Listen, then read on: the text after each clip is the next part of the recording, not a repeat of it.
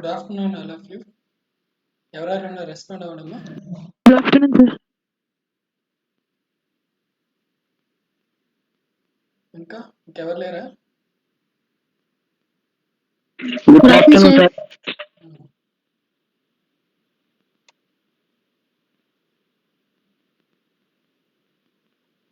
So class start చేద్దాం.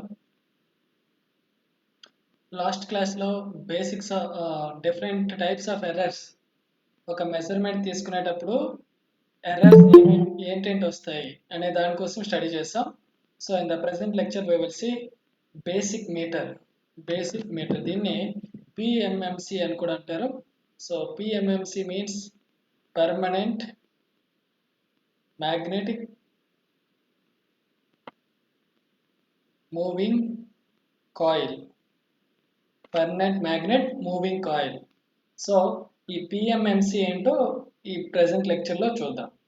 So జనరల్గా volt meter కానీ అమ్మీటర్ కానీ అనలాగ్ వోల్ట్ మీటర్ కానీ అమ్మీటర్ కానీ తీసుకునేటప్పుడు మనం దానికి కరెంట్ అప్లై చేస్తే ఈ పాయింట్ అనేది డిఫ్లెక్ట్ అవుతుంది. ఓకే, సో పాయింట్ అనేది డిఫ్లెక్ట్ అవుతుంది. సో ఇది ఎలా పనిచేస్తుందంటే using PMMC, permanent magnet moving coil, దీన్ని ఆధారంగా చేసుకొని పనిచేస్తుంది. దీన్నే బేసిక్ మీటర్ అంటారు. సో ఇదేంటో జాగ్రత్తగా అబ్జర్వ్ చేద్దాం. సో పిఎంఎంసి అంటే it works on the principle that when current carrying conductor is placed in magnetic field, current carrying conductor, okay, విద్యుత్ ప్రవాహం ఉన్న ఒక వాహకాన్ని మనం అయస్కాంత క్షేత్రంలో ఉంచినప్పుడు మనకు ఆ వాహకం పైన మనకు డిఫ్లెక్టింగ్ టార్క్ అనేది పనిచేస్తుంది. ఓకే, బలభ్రామకం అనేది పనిచేస్తుంది. సో ఇదేంటో విచలన భ్రామకం అంటారు. సో ఈ సూత్రం మీద ఆధారపడి PMMC, permanent magnetic moving coil అనేది వర్క్ చేస్తుంది. సో దీని యొక్క కన్స్ట్రక్షన్ వచ్చేసరికి మనకు ఒక మూవింగ్ కాయిల్ అనేది పర్మనెంట్ మ్యాగ్నెటిక్ ఫీల్డ్లో ప్లేస్ చేస్తాం. ఓకే, అది టూ పోల్ పీస్ ఉన్న ఒక పవర్ఫుల్ పర్మనెంట్ మ్యాగ్నెట్లో ఒక మూవింగ్ కాయిల్, కదిలే దాన్ని ఏమంటారు, కాయిల్ని మనం ప్లేస్ చేస్తాం.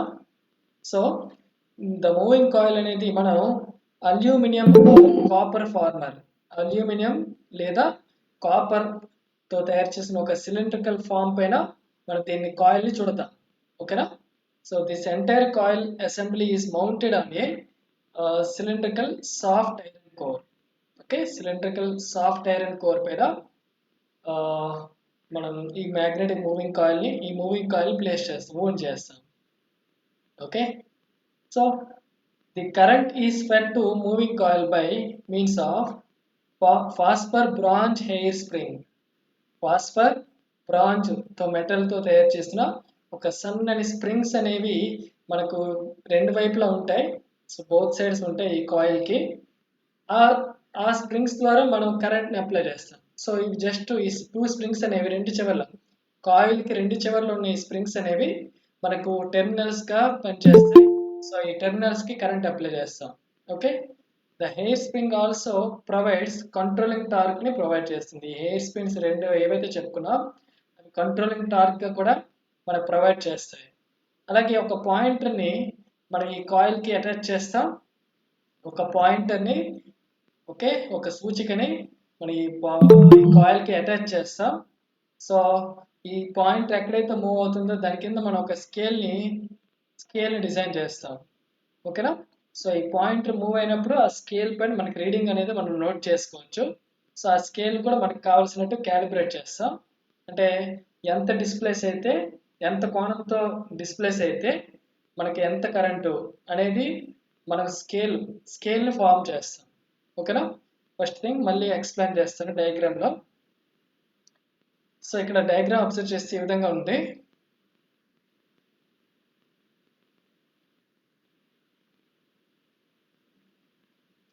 Permanent magnet moving coil internal structure అనేది ఈ విధంగా ఉంటుంది. ఇక్కడ మనకు పర్మనెంట్ మ్యాగ్నెట్ కావాలి. ఇక్కడ టూ పోల్ పీసెస్ ఉన్న పర్మనెంట్ మ్యాగ్నెట్ తీసుకున్నాను. ఈ మ్యాగ్నెటిక్ ఫీల్డ్లో ఈ అయస్కాంత క్షేత్రంలో ఏం చేస్తామంటే అల్యూమినియం ఫార్మర్, దీన్ని ఇది ఉంది కదా, దీన్ని అల్యూమినియం ఫార్మర్ అంటాం, లేదా కాపర్తో కూడా తయారు చేస్తాం. సో ఈ ఫార్మర్ పైన మన కాయిల్ని ర్యాప్ చేస్తాం. సో ఇది ఒక డిస్క్ లా ఉంటుంది, దానిపైన ఒక డిస్క్ లా కాదు, సో రెక్టాంగులర్ షేప్లో ఉంటుంది, దీనిపైన మనం కాయిల్ని ర్యాప్ చేస్తాం. ఓకే, కాయిల్ని ర్యాప్ చేస్తే ఈ మధ్యలో సిలిండర్ ఉంటుంది, ఈ మధ్యలో ఈ సిలిండర్ ఉంది కదా. ఫర్ ఎగ్జాంపుల్ ఈ సిలిండర్ ఇది అనుకుంటే ఇక్కడ మనకి ఇక్కడ ఒక రెక్టాంగిల్ ఫామ్ అయింది, దీర్ఘ చతురస్రం ఫామ్ అయింది. సో దాన్ని అల్యూమినియం లేదా కాపర్ ఫామ్తో డిజైన్ చేస్తాం, దాని మీద వైర్ లాగా ర్యాప్ చేస్తాం, కాయిల్ని ర్యాప్ చేస్తాం. ఓకే, సో ఇక్కడ ఈ అల్యూమినియం ఫార్మర్ కానీ ఈ అల్యూమినియం ఫార్మర్ లేదంటే కాపర్తో తయారు చేసిన ఫార్మర్ పైన కాయిల్ని ర్యాప్ చేస్తాం. ఈ మొత్తాన్ని మనం ఇక్కడ ఒక సాఫ్ట్ ఐరన్ సిలిండ్రికల్ కోర్ పైన ప్లేస్ చేస్తాం. ఓకేనా, సో ఈ సిలిండ్రికల్ మొత్తం సెటప్కి ఈ కాయిల్కి ఒక పాయింటర్ని అటాచ్ చేస్తాం. సో ఇది ఇంటర్నల్ స్ట్రక్చర్. అలాగే ఈ కాయిల్ ఏదైతే ఉందో ఈ కాయిల్ నుంచి 2 వైర్లు తీసుకుంటాం. ఓకేనా, 2 వైర్స్ తీసుకుంటాం. యాక్చువల్గా ఈ ఎడ్జెస్లో మనకు 2 స్ప్రింగ్స్, హెయిర్ స్ప్రింగ్స్ అంటారు దాన్ని, అంత సన్నని స్ప్రింగ్స్ అనేవి అటాచ్ చేస్తాం. సో వాటి ద్వారా మనం కరెంట్ అనేది అప్లై చేస్తాం, మనం మెజర్ చేయాలనుకుంటున్న కరెంట్ని అప్లై చేస్తాం. సో అందరికి అర్థమవుతుందా? ఎంతమంది ఉన్నారు ఒకసారి చూద్దాము. 10 మెంబర్స్ యాడ్ అయ్యారు, అందరికి అర్థమవుతుంది అనుకుంటాను. సో పర్మనెంట్ మ్యాగ్నెట్ ఫీల్డ్లో, శాశ్వత అయస్కాంత క్షేత్రంలో ఒక కాయిల్ని, విద్యుత్ ప్రవాహంని మనం పంపించినప్పుడు ఏమవుతుందంటే, ఎప్పుడైనా ఒక వైర్లో కరెంట్ ఫ్లో అయినప్పుడు, కరెంట్ అనేది ఫ్లో అయినప్పుడు దాని చుట్టూ మ్యాగ్నెటిక్ ఫీల్డ్ అనేది ప్రొడ్యూస్ అవుతుంది. అయితే ఇక్కడ ఈ కాయిల్లో కూడా మ్యాగ్నెటిక్ ఫీల్డ్ ప్రొడ్యూస్ అయినప్పుడు మనకి ఆల్రెడీ పర్మనెంట్ మ్యాగ్నెటిక్ ఫీల్డ్ ఉంది, కరెంట్ పంపించడం ద్వారా మ్యాగ్నెటిక్ ఫీల్డ్ ప్రొడ్యూస్ అయింది. ఈ రెండింటి మధ్యలో రిపల్సివ్ ఫోర్స్ కానీ, అట్రాక్టివ్ ఫోర్స్ కానీ, ఆకర్షణ బలం కానీ, వికర్షణ బలం కానీ పనిచేయడం ద్వారా ఏమవుతుందంటే ఈ సాఫ్ట్ సిలిండ్రికల్ ఐరన్ కోర్ అనేది రొటేట్ అవుతుంది, ఇలా రొటేట్ అవుతుంది. సో దానికి అటాచ్ చేసిన పాయింటర్ కూడా రొటేట్ అవుతుంది. సో అప్పుడు మనకి రీడింగ్ అనేది స్కేల్ నుంచి మనం నోట్ చేయొచ్చు. ఓకేనా, అందరికి అర్థమైందమ్మా ఇప్పుడు చెప్పిందంతా? కన్స్ట్రక్షన్ అర్థమైందా? ఎవరికైనా డౌట్ ఉంటే రిప్లై ఇవ్వండి, చాట్ బాక్స్లో రిప్లై అండి. అర్థమైందా లేదా? Yes or no?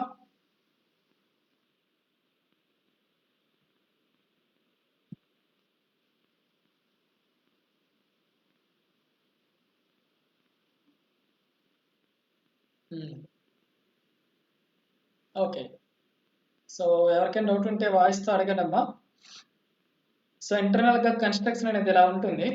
ఇప్పుడు ఇక్కడ 2 మనం హెయిర్ స్ప్రింగ్స్ అని మాట్లాడుకున్నాం.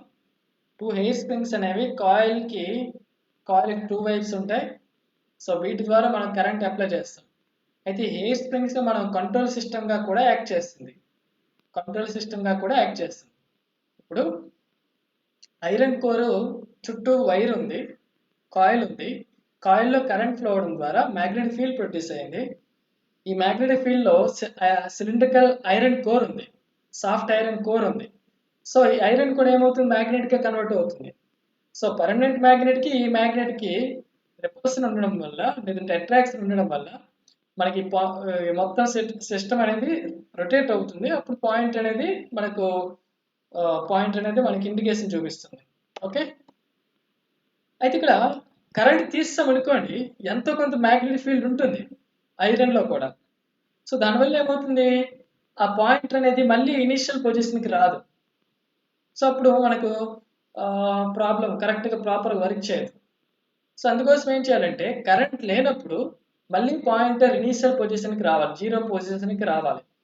సో అలా రావాలంటే మనకి హెయిర్ స్ప్రింగ్స్ అనే ఫాస్ఫర్ బ్రాంజ్తో తయారు చేసిన హెయిర్ స్ప్రింగ్స్ అనేవి మనకు రిపల్సివ్ ఆపోజిట్ ఫోర్స్ని, ఆపోజిట్ టార్క్ని, కంట్రోలింగ్ టార్క్ని ప్రొడ్యూస్ చేస్తాయి. సో దానివల్ల మళ్ళీ పాయింట్ అనేది ఇనిషియల్ పొజిషన్కి వస్తుంది. సో ఇక్కడ కంట్రోల్ సిస్టమ్ కింద ఏంటి వర్క్ చేస్తుంది, 2 ఫాస్ఫర్ బ్రాంచ్ హెయిర్ స్ప్రింగ్స్ అనేవి వర్క్ చేస్తాయి. సో వీటి ద్వారానే మనం మెజర్ చేయాలనుకుంటున్న కరెంట్ని అప్లై చేస్తాం. So when there is no current through coil, the pointer should come to the initial position. తొలి స్థానానికి రావాలి, తొలి పొజిషన్కి రావాలి. సో అలా రావడం కోసం ఈ two phosphor bronze hair springs అనేవి కంట్రోల్ సిస్టమ్కి యాక్ట్ చేస్తాయి. అలాగే ఇక్కడ డాంపింగ్ సిస్టమ్. ఇప్పుడు కరెంట్ అప్లై చేసిన వెంటనే ఈ పాయింట్ అనేది రొటేట్ అవుతుంది, డిఫ్లెక్ట్ అవుతుంది, విచలనం చెందుతుంది. అయితే ఫైనల్ పొజిషన్ దగ్గర ఒక్కసారికి ఆగదు, ఇలా డ్యాన్స్ చేస్తుంది, ఆసిలేట్ అవుతుంది, కంపనం చేస్తుంది. సో అలా కంపనం చేస్తే మనం రీడింగ్ తీసుకోవడం కష్టమవుతుంది కాబట్టి సో ఫైనల్ పొజిషన్కి వెళ్ళిన తర్వాత అక్కడ ఆగాలి. సో అలా ఆగాలంటే డాంపింగ్ కాన్స్టెంట్ అనేది ఎక్కువ ఉండాలి ఈ స్ప్రింగ్స్కి. సో డాంపింగ్ సిస్టమ్ ఉండాలి. సో అప్పుడే ఫైనల్ పొజిషన్కి వెళ్ళి అక్కడ స్టేబుల్గా ఆగుతుంది, లేదంటే అలాగా డిఫ్లెక్ట్ అవుతుంది పాయింట్ అనేది. సో అప్పుడు రీడింగ్ తీసుకోవడం కష్టం అవుతుంది. సో అందుకోసం డాంపింగ్ సిస్టమ్ కోసం మనం ఏం చేస్తున్నామంటే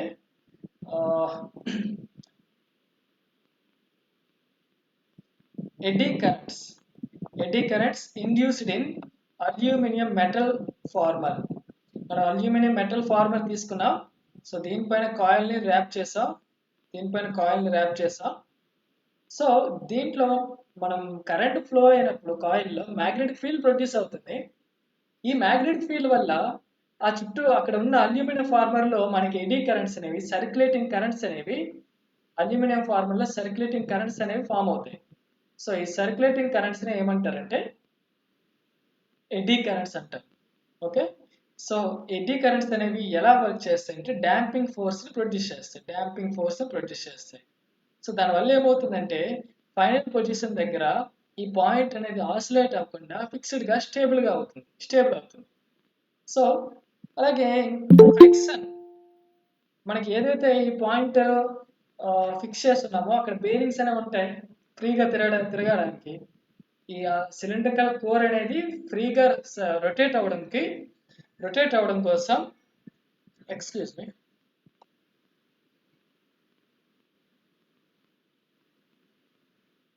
ఓకే, సో ఆసిలేట్ అవ్వకుండా మనకి డాంపింగ్ సిస్టమ్ వర్క్ చేస్తుంది.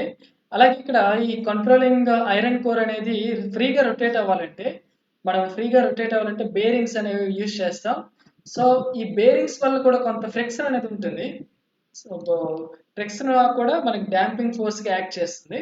సో మొత్తం మీద ఫైనల్ పొజిషన్ దగ్గర ఈ పాయింట్ అనేది ఆసిలేట్ అవ్వకుండా స్టేబుల్గా ఉంటుంది. సో అప్పుడు మనం రీడింగ్స్ తీసుకోవచ్చు. సో మొత్తం మీద ఇక్కడ control system, damping system. Control system కోసం హెయిర్ స్ప్రింగ్స్ అనేవి యాక్ట్ చేస్తాయి.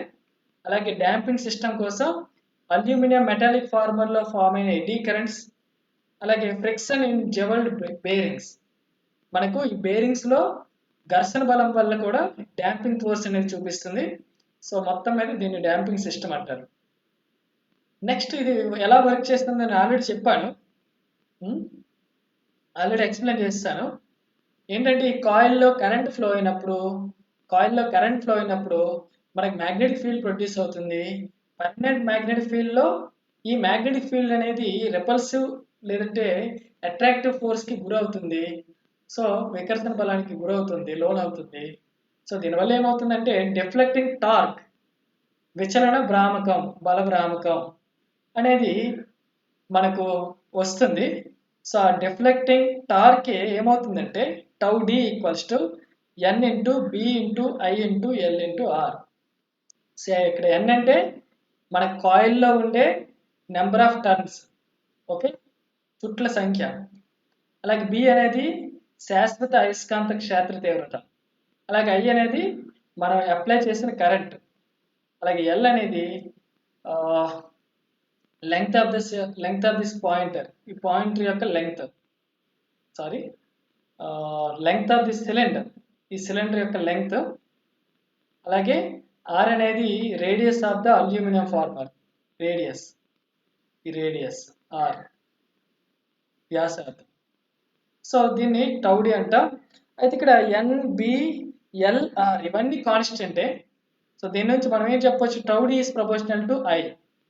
సో దీని నుంచి tau d equals to some constant into current. Okay, so దీని నుంచి tau d equals to some constant into current. అలాగే కంట్రోలింగ్ టార్క్ అనేసి అన్నాం. కంట్రోలింగ్ సిస్టమ్ వల్ల కంట్రోలింగ్ టార్క్ అనేది వస్తుంది. దానివల్లే మనకి ఏమవుతుంది, కరెంట్ లేనప్పుడు ఇనీషియల్ పొజిషన్కి వచ్చేస్తుంది. సో ఆ కంట్రోలింగ్ టార్క్ ఏమవుతుందంటే tau c equals to some constant KS into theta. Okay, so ఈ రెండింటి నుంచి మనం కంపేర్ చేస్తే మనం ఏం చెప్పొచ్చు, theta equals to some constant K by KS into I. దీని నుంచి theta is proportional to I. Okay, theta is proportional to I అంటే మనం మూవింగ్ కాయిల్కి ఎక్కువ కరెంట్ ఇస్తే ఎక్కువ కోణం వస్తుంది, ఎక్కువ యాంగిల్తో డిఫ్లెక్ట్ అవుతుంది, అంతే కదా. సో దీన్ని అంటే ఇక్కడ కరెంట్ని మనం రిఫ్లెక్షన్ విచలన కోణంని ఉపయోగించి మనం మెజర్ చేయొచ్చు, కొలవచ్చు. ఓకే, సో ఇక్కడ అడ్వాంటేజెస్ వచ్చేసరికి మనకి యూనిఫామ్ అండ్ లాంగ్ స్కేల్ అనేది మనం ప్రొడ్యూస్ చేయొచ్చు. సో ఇక్కడ ఏదైతే స్కేల్ తీసుకున్నామో ఈ స్కేల్ని యూనిఫామ్ స్కేల్ ఇక్కడ 0 అయితే ఇది 1 2 3 అలా యూనిఫామ్గా మనం డివైడ్ చేయొచ్చు. అలాగే లాంగ్ స్కేల్లో మనం ప్రొడ్యూస్ చేయొచ్చు. ఓకే, అలాగే లో పవర్ కన్జప్షన్, తక్కువ పవర్ మనకి యూజ్ చేసుకుంటుంది. సో మనం తక్కువ కరెంట్ ఇచ్చినప్పుడు యాక్యురసీ అనేది ఎక్కువ ఉంటుంది. అలాగే very effective and renewable eddy current damping is applied. So ఇక్కడ వెరీ ఎఫెక్టివ్ అండ్ రెన్యూబుల్ నమ్మదగిన ఎడీ కరెంట్స్ అనేవి ఇక్కడ ఫామ్ అవుతున్నాయి కాబట్టి వాటి యొక్క డాంపింగ్ ఫోర్స్ అనేది ప్రాపర్గా పర్ఫెక్ట్గా ఉంటుంది, డాంపింగ్ ఫోర్స్ అనేది. సో కరెంట్ అప్లై చేసిన వెంటనే ఎక్కడికైతే వెళ్ళాలో అక్కడికి వెళ్ళి ఆగిపోతుంది. ఓకే, కరెక్ట్గా ఎక్కడైతే ఆ కరెంట్ తగినట్టుగా ఆ కోణం దగ్గర, ఆ యాంగిల్ దగ్గర డిఫ్లెక్ట్ అయ్యి ఆగుతుంది. సో ఇన్స్టెడ్ ఆఫ్ ఆసిలేషన్స్, కంపనాలు చేయకుండా అక్కడ ఆగుతుంది. అలాగే negligible effect of stray magnetic field is observed. అంటే ఎక్స్టర్నల్ మ్యాగ్నెటిక్ ఫీల్డ్ వల్ల ఈ డివైసెస్ అనేవి, ఈ పరికరాలు అనేవి ప్రభావితం కావు. సో పక్కన ఈ వోల్ట్మీటర్ ఏదైతే యూజ్ చేస్తున్నామో, సో పక్కన మ్యాగ్నెట్ ఏదైనా తీసుకొచ్చినా పెద్ద ఎఫెక్ట్ అవ్వదు. ఎందుకంటే ఈ కాయిల్ ఏదైతే ఉందో దాన్ని స్ట్రాంగ్ పర్మనెంట్ మ్యాగ్నెటిక్ ఫీల్డ్లో పెట్టాం కాబట్టి, సో దానికన్నా ఎక్కువ స్ట్రాంగ్ మ్యాగ్నెటిక్ పక్కన ఉంటే అప్పుడు ఎఫెక్ట్ అవుతుంది. Okay, so negligible effect of stray magnetic fields అంటే ఇక్కడ ఎర్త్ యొక్క మ్యాగ్నెటిక్ ఫీల్డ్ కూడా పెద్ద ఎఫెక్ట్ చూపించదు. ఓకే, ఎక్స్టర్నల్గా magnetic field, weak magnetic fields ఏమైనా ఉంటే దానివల్ల ఈ పెర్మనెంట్ మ్యాగ్నెట్ మూవింగ్ కాయిల్స్ అనేవి ఎఫెక్ట్ అవ్వవు. సో అందరికి అర్థమైందమ్మా? ఏమైనా డౌట్స్ ఉంటే అడగండి. అమ్మా.